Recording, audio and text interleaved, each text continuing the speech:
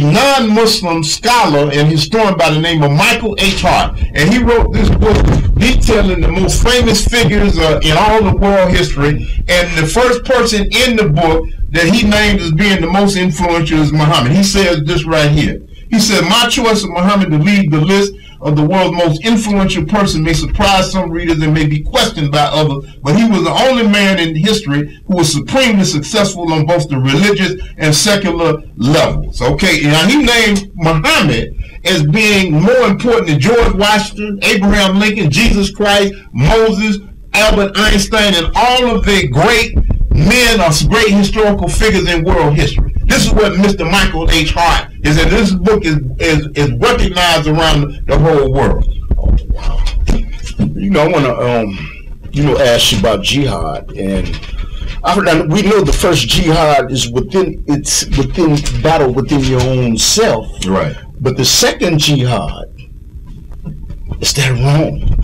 In your opinion, do you think that the West will ever coexist with the East because of the differences in cultures, in belief systems? Well, Samuel Huntington wrote that book, Clash of Civilization, where he made us think there would be perpetual hatred between Muslims and people in the West, and that's simply not true. Islam and Muslim does not hate the American people. What we hate is the self-destructive behavior, the drug addiction, the alcoholism, the promiscuous sexual activity, and all these other social ills that pervade Western society.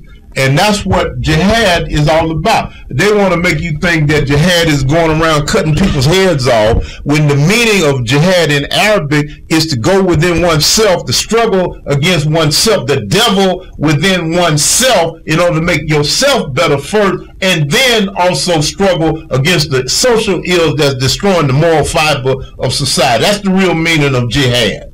As far as terrorism is concerned, you can't pick up any dictionary or any encyclopedia and read where the definition of Islam is terrorism. Let me say this. This is real important. Okay. Islam means peace. Islam means submission to the will of God. Terrorism is a political act by some insane maniacs, you understand what I'm saying, that want to strap bombs and kill innocent people. The Prophet Muhammad said that a Muslim, a true Muslim that is obedience to the Holy Quran, would never harm an innocent person. In fact, suicide, there's a verse in the Quran that forbids suicide and says that one who commits suicide or harms themselves, they will go into the hellfire. Okay. Yes, well, in regards to that, is it wrong, in your opinion, if you live in an Islamic society that's governed by the Sharia law, when people start to introduce things to contaminate your system to remove them? This is the buzzword these days. There's a book that everybody should get if they get a chance called Islamophobia Industry, and this is detailing, the attack on Islam and the Muslim. One of the things they're hopping on is this Sharia thing, they're frightening people. This is the new communism. You understand what I'm saying? Sharia only means the rules and regulations of Islam. The rules that tell us don't drink, don't smoke, make 5 prayers a day, etc., etc. Dress properly. The women can't come out naked and all that. They're engaged in a campaign to try to frighten the American people, to make them hate Islam. But what I'm asking is it wrong if you live in a society that's governed by Sharia law? Is it wrong for the Mormons to live in Salt Lake City, Utah, with their own government?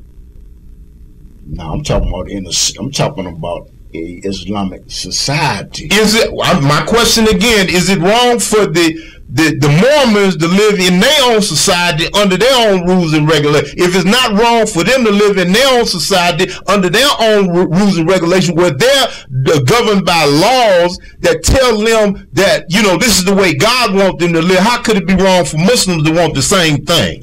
Okay, so there's something going on. Man, we only got 3 minutes.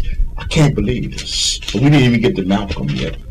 Would you like to say something on Malcolm? We got 3 minutes. Well, Malcolm was, in my opinion, humble opinion, Malcolm was the best example of Muslim to come along in the 20th, what a Muslim should be to come along in the 20th century. When you look at his life, there's no better example of how it's possible for the human being to flip it around and become morally upright, spiritual, knowledgeable, loving of his people, and also be the example of a type of leader that can show the way to others that's wallowing in darkness and filth in this corrupt society that we live in.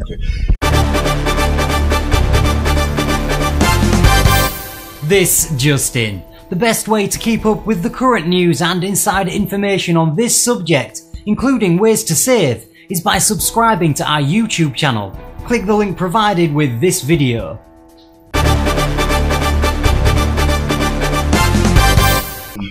Any finishing comments you'd like to make? Well, I would just encourage people to read and study, do your own independent research. Don't get caught up in the media lies that continue to deceive people about what Islam is all about. Okay, as-a.a.w to you, and subscribe to this YouTube channel and share this video with all your social networks. Tell everybody as-a.a.w.